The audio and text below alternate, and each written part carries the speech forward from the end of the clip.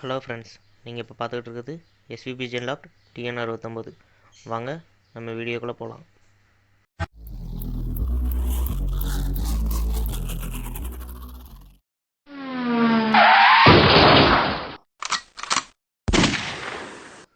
Hello friends, இந்த வீடியோவில் வந்துட்டு நம்ம எதை பற்றி பார்க்க போகிறோன்னா தலை சுத்து நோய்க்கான மருந்து பார்க்க போகிறோம்.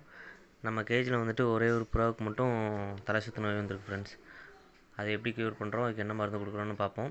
அதுக்கு முன்னாடி நம்ம கேஜை கொஞ்சம் லைட்டாக பார்த்துட்டு வந்துடும். இது நம்ம வீட்டுக்கு புதுசாக வந்திருக்கு.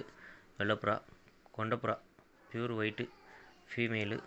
அடுத்த வீடியோக்குள்ளே வந்துட்டு சிக்கிலேயே நம்ம எப்படி ஆண் பெண் கண்டுபிடிக்கலாங்கிற டிப்ஸ் சொல்கிறோம்.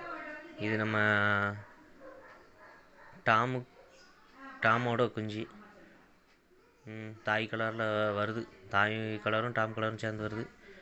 இது நம்ம ஹோமரு. நல்லா சிக்கெல்லாமே பறக்கிற ஸ்டேஜ் வந்துடுச்சு. நல்லா இருக்குது, நல்லா குவாலிட்டி ஆகிடுச்சு. நல்லா ஆக்டிவாக இருக்குது பாருங்கள்.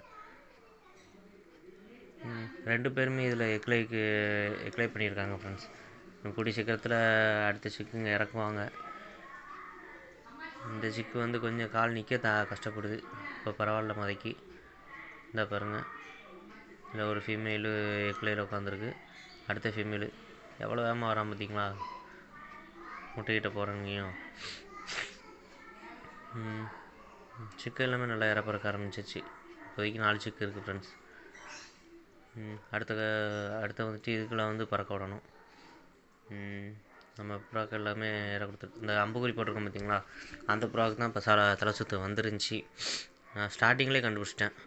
ஸ்டார்டிங்லேயே கொஞ்சம் திங்கலை.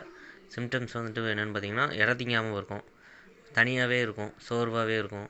அதை வச்சு நம்ம கொஞ்சம் அதுக்கு என்ன பிரச்சனை அப்படிங்கிற கண்டுபிடிக்கலாம். அதுக்கு வந்துட்டு இப்போ நம்ம வந்துட்டு நிரோபியான் மெடிசன் டேப்லெட் தான் யூஸ் பண்ணுறோம்.